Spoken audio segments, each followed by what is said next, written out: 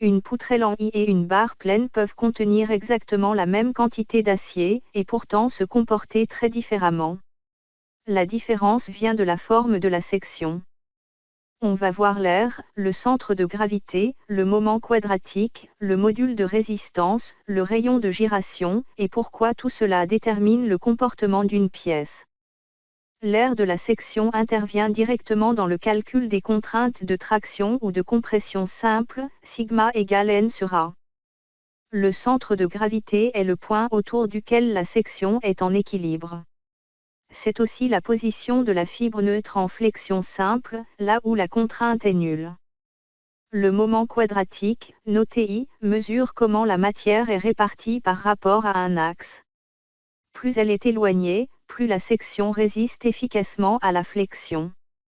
En éloignant la matière de l'axe neutre, dans les semelles d'un profilé en I, on augmente considérablement le moment quadratique, donc la rigidité, sans ajouter de poids.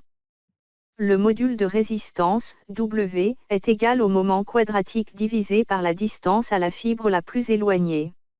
Il permet de calculer directement la contrainte maximale, sigma égale m sur W. Le rayon de gyration intervient dans le calcul de l'élancement d'un poteau, un paramètre clé pour vérifier le risque de flambement. Pour la torsion, c'est le moment d'inertie polaire, J, qui joue le même rôle que le moment quadratique en flexion.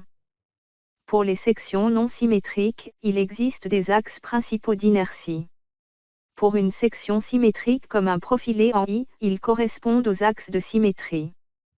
L'air pilote la traction et compression simple, le moment quadratique et le module de résistance pilotent la flexion, le rayon de gyration le flambement, et le moment polaire la torsion.